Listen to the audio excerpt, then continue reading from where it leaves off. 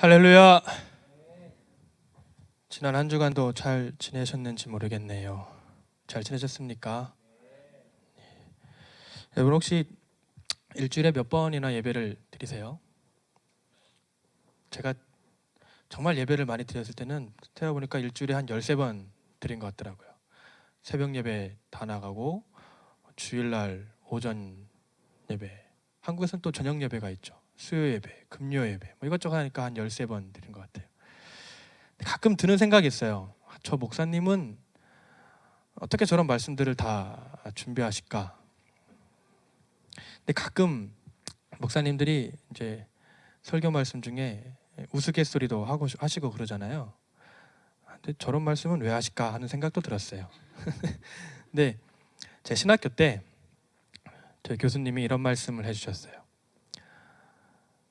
그 교수님이 신학생 때 그 신학교에 아주 나이 많은 할아버지 교수님이 계셨대요. 근데 어느 날 갑자기 이분이 치매가 오시기 시작한 거예요. 가끔 수업하시다가 헛소리도 하시고 이제 그러시기 시작했어요. 근데 학교에서는 이 교수님을 쫓아내지 않았어요. 자르지 않았어요. 계속 교수를 하게 하시면서 때때로 신학교니까 채플이 있잖아요. 예배드리는 시간이 있어요. 그 치매든 교수님이 나가서 설교를 하시는데 가끔 이상한 말도 하시고 그러셨대요. 그 학생들이 보기에는 좀 이상한 거죠. 왜 저런 분을 계속 학교에서 데리고 있을까? 그래서 그 신학교에서 좀 가장 권위 있는 교수님께 학생들이 항의했답니다. 왜 저분을 안 자르고 계십니까? 왜 안 쫓아내십니까? 라고 막 했대요. 그 목사님이 이렇게 말씀하셨답니다. 사람은 치매가 들어도 그 입에서 하나님 말씀이 나온다면 그것은 진리이기 때문에 우리는 그 사람을 쫓아낼 수 없다라고 이야기를 하더라고요. 여러분이 많은 예배를 드리면서 때로는 했던 얘기 또 듣는 것 같기도 하고 어떤 때는 이 말씀의 해석이 과연 맞는 건가 싶은 생각을 하게 될 때도 있을 겁니다. 그렇지만 앞에 있는 설교자가 인간이 아니라 하나님 말씀을 선포한다면 그 말씀에서 때로는 세상 이야기가 나오고 그래도 하나님 말씀이 들려질 때에는 여러분은 그 말씀을 하나님 말씀으로 받기를 바랍니다. 그러시기를 바라요. 평생의 예배를 드리면서 그렇게 예배를 드리는 우리가 되기를 바랍니다. 자, 오늘 말씀 보겠습니다. 요한복음입니다. 요한복음 1장 1절로 18절 말씀입니다. 신약성경 요한복음 1장 1절로 18절 말씀입니다.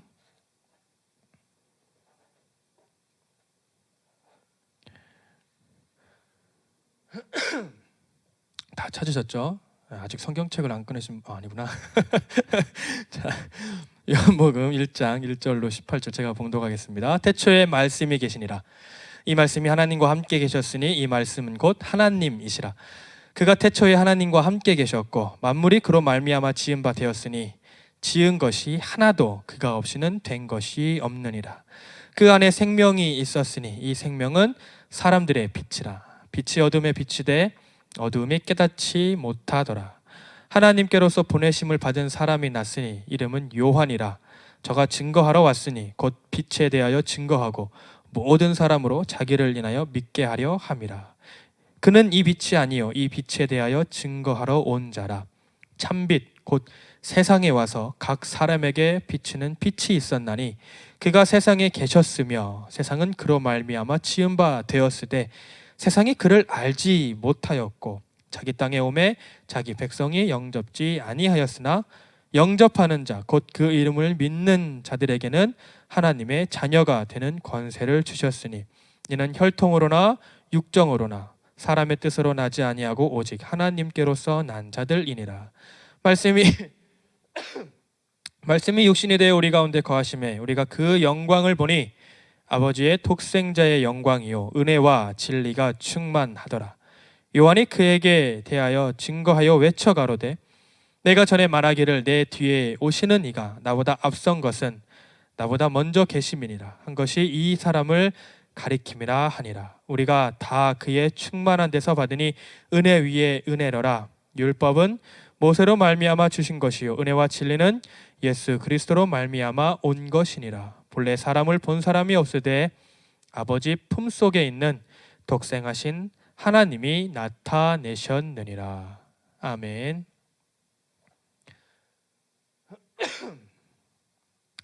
여러분, 요즘 가장 많이 생각하는 혹시 주제나 뭐 그런 게 혹시 있으신가요? 요즘에 가장 여러분의 관심사는 무엇인가요? 저는 딱 세 가지가 있어요. 첫째, 내가 하는 이 기침은 감기일까 엘러지일까? 아실지 모르겠는데 지금 한 달째 기침만 하고 있어요.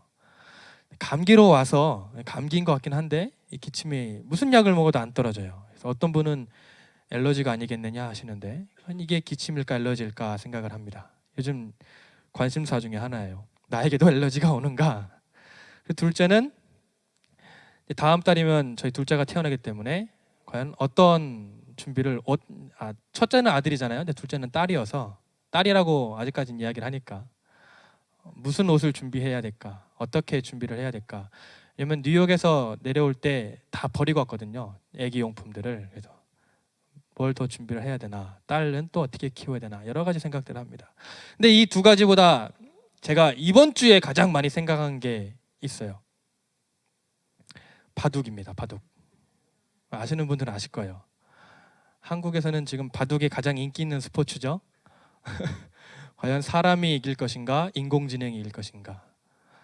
제 관심은 바둑이라기보다는 인공지능이에요. 앞으로 이 인공지능이라는 게 사람의 많은 직업을 대신한다고 하죠. 예. 이제 주식을 연구하는 사람들, 그래서 주식을 연구하는 사람들이 이 주식에 투자하면 돈을 법니다라고 하는 그 결론을 내기 위해서 한 40시간 정도 투자를 한대요. 그러니까 하루에 8시간씩 투자하면 일주일이면 한 개를 찾아내는 거예요.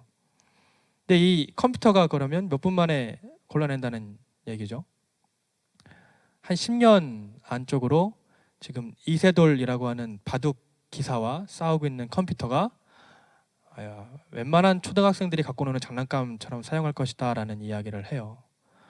몇 년 안에 한 400만 개에 이르는 머리를 갖고 일하는 사람들의 직업이 다 사라질 거다라고 이야기를 합니다. 여러분은 어떤 생각을 하고 요즘에 살아가시나요? 좋아하는 이성이 생기면 그 사람 생각만 하죠. 밥을 먹어도 그 사람 생각이 나고, 새로 사고 싶은 물건이 있으면 계속 그 얘기만 하죠. 제가 파타임 일을 하고 있는데 제 파트너가 저보다 한 살이 어려요. 이 친구의 요즘 관심사는 컴퓨터예요. 어떤 컴퓨터를 사야 게임이 잘 돌아갈까 이야기를 저한테 계속 합니다. 그래서 막 이것저것 자기가 사고 싶은 컴퓨터 스펙을 이야기를 해요. 그러면서 돈이 있으면 뭐 이거 사고 이거 사고 이거 사고 지금 일주일째 그래가고 있어요. 돈 있으면 사, 돈 있으면 사 이 얘기를 몇 번 하는지 모르겠어요. 우리는 무언가 계속 생각하며 살아가죠. 중요한 시험이 있거나 여러 가지 중요한 일들이 있으면 그 일을 계속 생각하며 살아갑니다. 근데 우리가 이 질문 한번 우리의 신앙에 한번 대입을 해보면 어떨까요? 과연 우리는 신앙적으로 무슨 생각을 하며 살아가고 있을까? 신앙적으로 무엇을 가장 많이 생각할까? 과연 나는 지난주에 들었던 설교를 생각하고 있을까?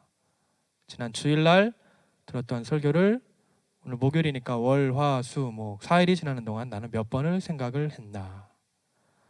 다른 사람이 나에게 말해주었던 기도의 제목을 나는 지금까지 얼마나 생각을 했나? 교회 행사나 어떤 교회 절기를 진행하면서 특별한 아이디어가 필요한데 나는 그 아이디어를 생각하기 위해 얼마나 많이 노력을 했었나? 한번 생각을 해봅니다. 더 깊게 이야기를 하면 과연 나는 하나님의 말씀을 내 삶에서 생각하며 살아가고 있나?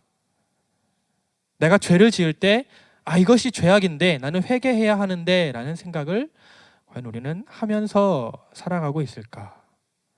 내가 힘들고 어려울 때 세상에 돈 많은 사람이 아닌 하나님을 먼저 생각하며 살아가고 있는가? 한번 우리가 생각을 해볼 필요가 있겠죠. 삶을 살아가면서 우리의 관심사는 무엇인가? 가장 중요한 것은 무엇일까요? 우리의 최고의 관심사는 예수님이 되어야 돼요. 내가 가장 많이 생각하는 것, 내가 가장 많이 묵상하는 것, 내가 가장 많이 삶 속에서 떠올리는 것은 분명히 예수님이 되어야 됩니다. 근데 그렇지 못한 경우가 참 많이 있죠. 여러분, 예수님이라는 단어를 하루에 몇 번이나 생각해 보세요. 어쩔 때는 정말 하나님의 은혜가 간절히 필요할 때는 무의식적으로도 기도를 하게 되죠. 차 타고 가면서도 하나님, 이 일이 좀 해결돼야 되는데, 그럴 때가 있어요. 근데 전혀 그런 문제 없이 평범한 일상 속에서는 과연 예수님이 내 삶에 계신가 한번 생각을 해보게 됩니다. 하지만 예수님은 우리의 삶 속에서 가장 많이 나타나야 되는 단어 중에 하나라고 생각을 해요. 우리가 그리스도인이라면 내가 예수님을 믿고 있다는 증거, 내가 예수님을 알고 있다는 증거들이 많이 나타나야 한다는 것이죠. 우리의 말하는 것에서, 여러분의 행동에서, 여러분 습관에서, 이웃과의 관계에서, 아니면 우리가 혼자 있는 시간에라도 예수님에 대한 열매들이 많이 나타나야 된다고 생각을 합니다. 제가 예수님을 인격적으로 만나지 못했을 때에 저의 신앙생활은 정말 썬데이 크리스찬이었어요. 주일날 교회에 가서 제일 뒤에 앉아서 졸기도 하고, 목사님 말씀 증거하실 때 성경책 계속 넘기기도 하고, 그러다가 이제 예배 끝나면 축도 끝나자마자 집으로 막 뛰어가고, 엄마가 헌금하라고 돈 주면 모아서 오락실 가고, 옛날에 많이 그랬어요. 예수님을 인격적으로 만나고 나서 제가 가장 많이 변화된 것은 예배 앞자리에 앉는 거였어요. 너무 예배 드리는 게 재미있었어요. 계속 내 삶에서 예수님을 생각하게 되고 그 말씀들이 생각나고 그러한 모습들을 기억을 하면서 살아갑니다. 예수님을 알아가는 게 참 중요해요. 우리가 예수님을 떠올리는 게 굉장히 중요합니다. 오늘 본문 말씀 우리가 참 많이 듣고 읽고 알고 있는 말씀이에요.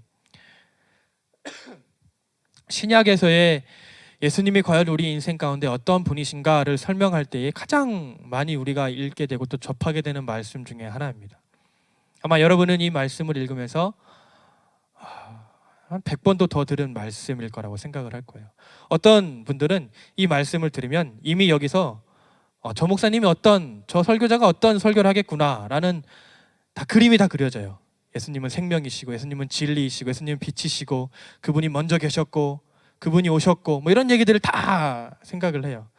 설교자가 설교하기 전에 이미 머릿속에 설교 한 편이 딱 그려질 때가 많이 있죠. 저도 오늘 그와 똑같은 이야기를 여러분께 하려고 합니다. 인간에게 가장 좋은 것은 반복 학습이죠. 예수님을 까먹지 않기 위해서는 계속 반복을 하는 게 제일 좋은 것 같아요. 자, 우리가 예수님을 더 깊이 알아야 되는 이유, 예수님을 날마다 우리 삶 속에 가까이 해야 되는 이유, 첫 번째는 예수님이 우리의 삶의 진리가 되시기 때문입니다. 여러분, 진리가 무엇일까요? 우리 진리 어디 갔어요? 진리. 찬양만 하고 갔네요, 우리 진리가. 진리가 무엇일까요? 진리를 쉽게 말하면, 철학적으로 이야기를 하면, 사람들이 자기 인생에서 찾고자 하는 답이에요. 내 삶에서 나타나는 문제들의 답, 그것이 진리라는 거죠. 고대 사람들의 문제는, 그들의 삶의 문제는 과연 인간은 무엇인가 하는 게 삶의 문제였어요. 나는 왜 태어났으며 어디로 갈까? 라는 게 그들의 문제였어요. 그래서 그들은 계속 끊임없이 생각을 했죠. 인간은 무엇인가? 인생은 무엇인가? 과연 우리의 다음 생은 무엇인가? 막 그런 생각들을 하면서 답을 찾고자 했어요. 요즘 날의 인생의 답은 뭐예요? 돈이죠, 돈. 인생의 목적은 무엇인가? 돈. 인간이 어떻게 하면 행복하게 살 수 있는가? 돈. 나는 어떻게 내 인생을 재밌게 살 수 있을까? 돈. 다 돈이에요. 돈. 이 돈이라는 것 때문에 예수님을 생각하지 않아요. 돈. 나의 모든 문제 해결이 돈이 돼버렸어요. 그게 돈이 진리가 돼버린 세상에 우리는 살아가고 있어요. 그렇지만 한편으로 여전히 많은 사람들은 인생의 참된 진리를 찾고자 노력을 해요. 왜냐하면 인생은 단순히 먹고 사는 문제로 끝나는 게 아니니까요. 물질적으로 아무리 돈이 많고 육신적으로 아무리 편안하고 정말 많은 것을 가지고 있는 삶이라도 마음 한편에는 채울 수 없는 무력하고 허망하고 채워지지 않는 마음이 참 많이 있는 것을 사람들이 느껴요. 연예인 중에 박진영이라는 사람이 그런 걸 느꼈다고 그러죠. 그 사람의 첫 번째 인생은 20대에 부자가 되는 거였어요. 근데 부자가 됐어요. 근데 부자가 되고 났는데 아직도 채워지지 않는 무언가가 있더래요. 그래서 그 다음으로 박진영이 생각한 것은 도와주는 거, 베푸는 삶을 살면 행복하지 않을까. 열심히 베풀어 봤답니다. 그래도 채워지지 않더래요.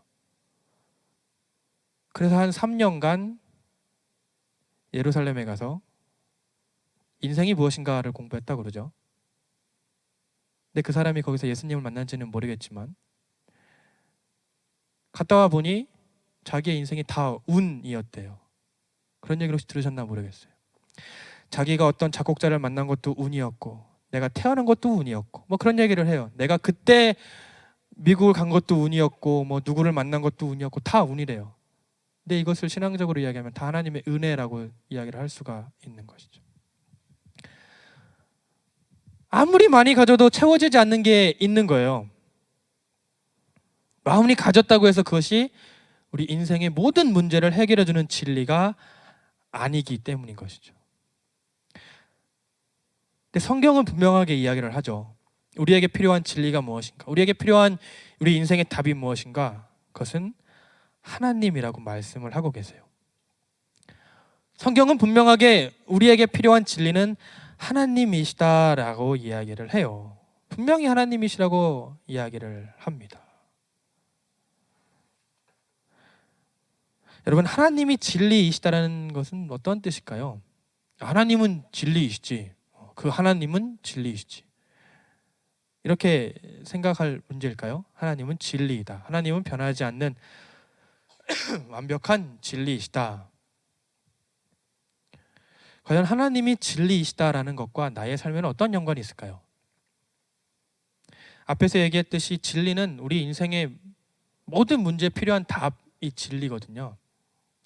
그렇다면 하나님이 진리이시다라는 것이 내 삶에 어떤 문제가 일어났을 때 그 답이 하나님이시다라고 하는 결론이 나야 되는 거예요.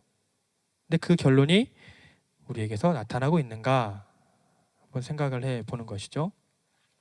하나님이 내 삶의 문제의 답입니다. 내 삶의 문제의 열쇠입니다. 라는 고백을 과연 우리가 하고 있는가 하는 것이에요. 돈이 아니라 어떤 권력이 아니라 어떤 유명해지는 것이 아니라 하나님이 진리이신가 생각을 해보는 것이죠.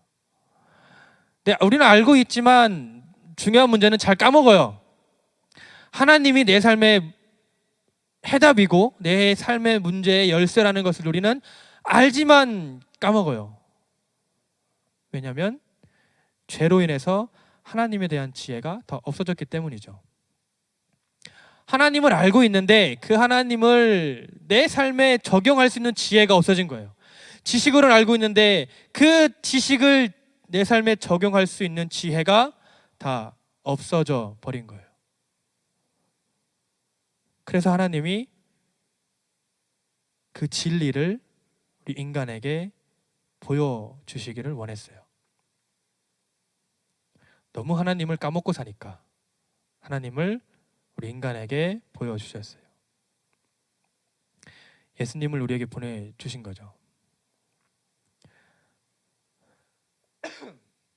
하나님이 진리이시다라는 것, 하나님이 우리 인생의 답이라고 하는 것을 우리가 잊지 않도록 다시 예수님을 이 땅에 보내주신 거예요. 오늘 14절 말씀에 이렇게 말씀하고 있습니다. 말씀이 육신이 되어 우리 가운데 거하시며 우리가 그의 영광을 보니 아버지의 독생자의 영광이요 은혜와 진리가 충만하더라 말씀을 하고 있어요. 태초에 있었던 말씀이 육신을 입고 이 땅에 오셨어요. 근데 그분을 보니까 하나님의 영광이 그분에게 있대요. 그리고 진리가 그분 안에 있다고 이야기를 합니다. 우리 인생의 모든 문제들의 답이 예수님 안에 있대요. 우리 인생의 가장 근본적으로 해결해야 할 문제의 답이 예수님 안에 있다는 겁니다. 우리가 잃어버렸던 하나님에 대한 그 지혜를 다시 회복할 수 있는 길이 예수님 안에 있다는 거예요. 우리가 예수님을 날마다 생각하지 않고 까먹고 살고 있으면 하나님을 우리가 인식하면서 살아갈 수가 없어요. 하나님을 믿는다라고 하지만 하나님이 내 삶에 나타나지가 않아요. 우리가 예수님을 인식하고 살고 있지 않으면, 그 진리가 내 삶에 적용되지 않으니까요.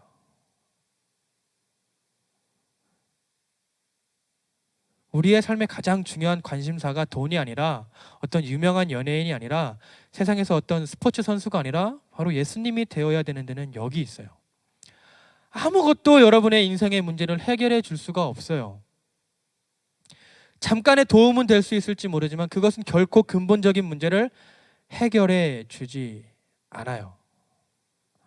아무도 여러분의 문제를 해결해 줄 수 없어요. 즉 예수님만이 여러분의 문제를 해결해 줄 수 있어요. 그러면 여러분은 생각할 거예요. 이달 말일에 제가 렌트비를 내야 됩니다. 일을 안 하고 돈을 안 벌면 예수님이 해결해 주십니까? 돈을 주시나요? 라고 이야기를 할 수 있어요. 어떤 목사님이 사도 바울의 고백, 내 은혜가 내게 족하도다라는 말씀으로 설교를 했대요. 그러면서 오늘 우리에게 주신 은혜로 족하게 삽시다 라고 이야기를 했대요.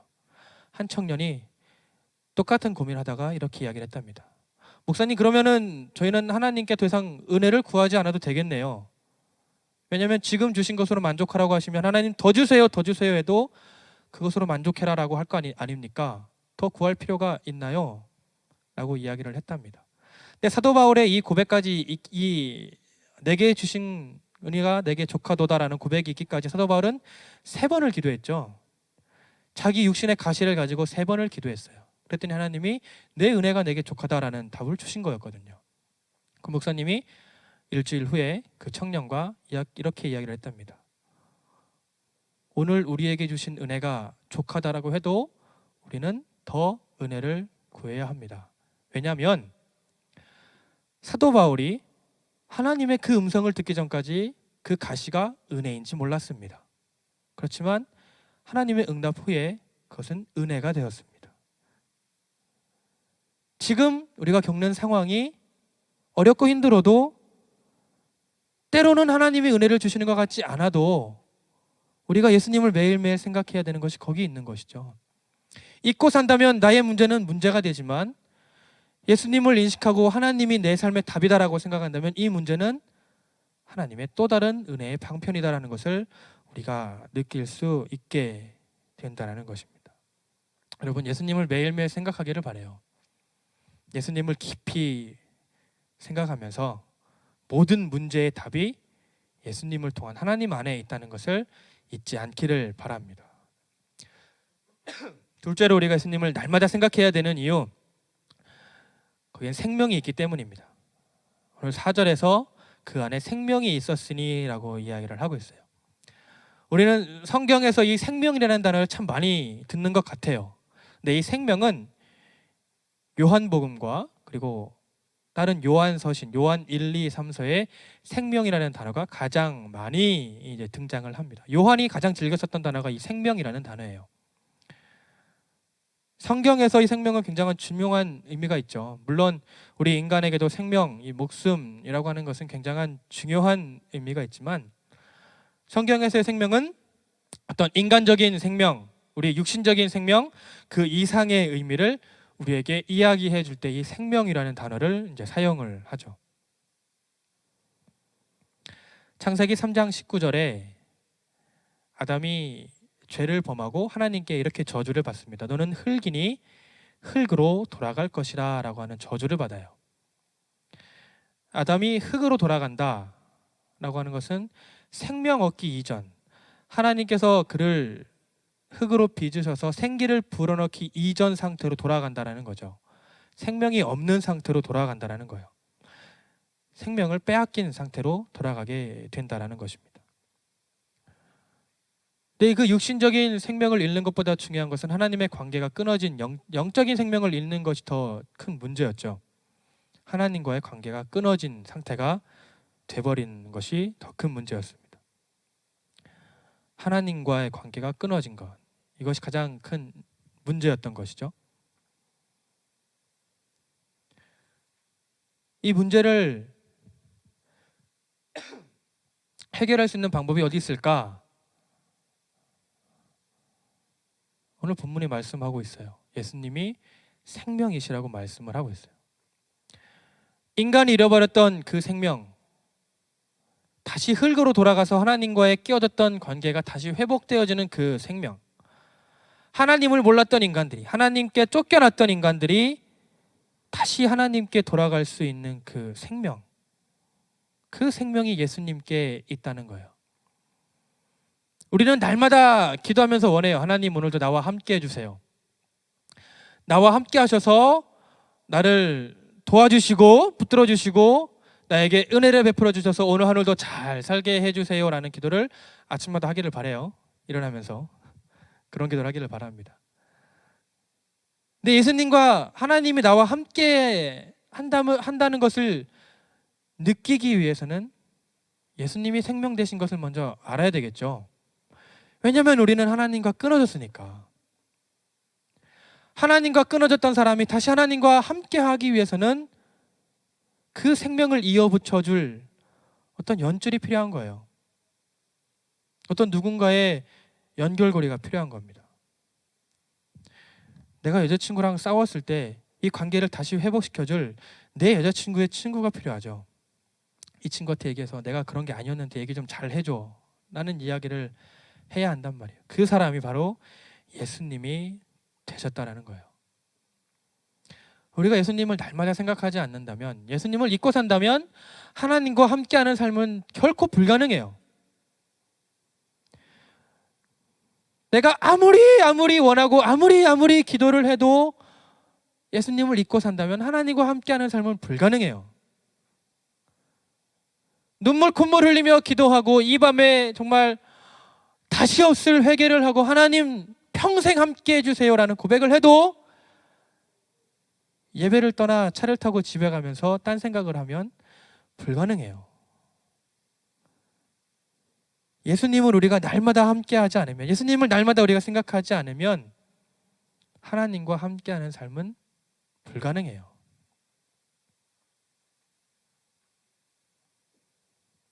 그 생명 없는 사람들은 다른 종교에 빠지기도 하죠. 다른 종교에서 자신들의 생명을 찾기도 하고, 어떤 사람들은 오랜 시간 연구해서 특별한 깨달음을 얻었다고 이야기도 하고, 어떤 사람들은 천국도 없고 지옥도 없고 자기 마음대로 즐길 거 다 즐기는 게 인생이다라고 이야기도 해요. 그렇지만 결국 그들은 영원한 생명을 얻지를 못해요. 왜냐하면 그 생명이 빛인데, 오늘 본문에 그 생명이 빛인데 빛이 어두움 가운데 왔지만 어두움이 깨닫지 못했대요. 어두움이라는 녀석들이 열심히 노력해서 빛을 발견한 게 아니라 빛이 왔음에도 불구하고 어두움이라는 녀석들은 여전히 빛을 깨닫지 못했대요. 어두움이 빛이라는 게 내 앞에 있는데 그 빛을 보면서도 아, 저게 빛이구나라는 것을 깨닫지 못했다는 거예요. 이게 우리의 상태예요. 예수님을 가까이 하지 않으면, 예수님을 함께 하지 않으면, 예수님을 보고 있다라고 하지만 깨닫지 못하는 게 우리 인생인 거예요. 결코 깨닫지 못한다는 것이죠. 여러분 인생에 예수님이 가장 중요한 이유가 여기 있는 거예요. 물론 내일부터 여러분은 또 다른 생각을 하면서 살아갈 거예요. 학교 갈 사람들은 학교 가서 열심히 공부할 것이고, 직장 가시는 분들은 직장을 가시고 열심히 또 각자의 삶을 살아갈 겁니다.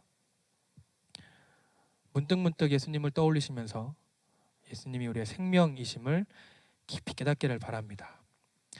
자, 마지막으로 우리가 예수님을 매일매일 의식하며 살아가야 되는 이유, 이 세상을 올바로 볼 수 있는 그 안목, 월드뷰가 있기 때문이에요.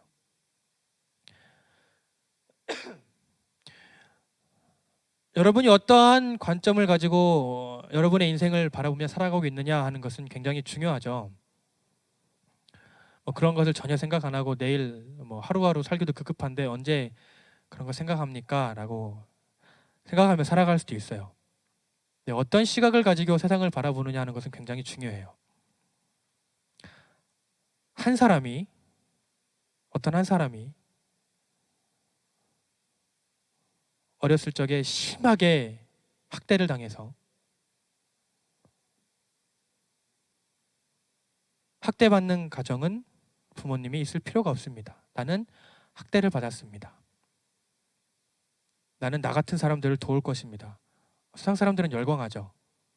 굉장히 대단한 사람이구나. 근데 이 사람의 말 한마디에 부모가 자녀를 조금 소리쳐 가르친다고 해서 모든 가정들이 깨어질 수가 있어요. 어떤 한 아이가 어릴 적에 왕따를 당했어요. 집단 따돌림을 당해서 사람들이 자신을 너무 무시하고 자신을 힘들게 하는 것에 대해서 어렵게 생각한 그 한 아이는 커서도 직장에 가서 다른 사람은 그런 의도가 아니었는데 행여라도 그냥 지나간다거나 인사했는데 인사를 받아주지 않는다거나 조금 차갑게 대하는 태도를 보이면 어쩌면 그 사람은 여전히 그런 생각으로 평생을 살아갈 수도 있을 겁니다. 또한 반대로 어려서부터 부모님께 사랑을 많이 받고 주위 사람들에게 사랑을 많이 받았던 사람, 그런 사람들은 커서도 자기가 인정받고 사랑받기를 원하면서 살아가는 그러한 사람들로 성장을 하게 돼요. 아주 작은 차이인데 어떠한 눈으로 세상을 바라보고 있느냐 하는 거죠. 우리 모두는 세상을 바라보는 게 달라요. 어떤 분은 지금도 제 설교를 들으면서 따분하다고 생각하시는 분이 있을 것이고, 누군가는 어떤 것을 깨달을 수도 있을 것이고, 누군가는 그냥 앉아있는 분도 계실 거고, 여러 가지 생각을 하며 살아갈 겁니다. 다 달라요. 근데 우리에게 가장 중요한 안목, 우리가 반드시 가져야 할 중요한 관점이 하나 있어요. 그것은 우리 인간의 본 모습이 무엇인가 하는 거예요. 과연 우리는 어떠한 모습인가? 오늘 3절 말씀에 만물이 그로 말미암아 지은 바 되었으니 지은 것이 하나도 그가 없이는 된 것이 없음이나 라고 말씀을 하고 있어요. 예수님이 다 창조하셨대요. 예수님이 세상의 주인이라는 거예요. 예수님이 이 세상의 주인이 되셔서 이 세상을 다 주관하고 계시다라고 말씀을 하고 있어요. 예수님의 손으로 말미암아 지은 바 되었지 않은 것이 하나도 없대요. 근데 이것을 아는 사람의 눈과 알지 못하는 사람의 눈은 많은 차이가 있겠죠. 예수님이 내 삶의 주인이고 이 세상의 주인이라는 것을 아는 사람과 알지 못하는 사람은 많이 달라요. 직장 생활도 다르고 돈을 사용하는 방법도 다르고 모든 삶의 방향에서 달라요.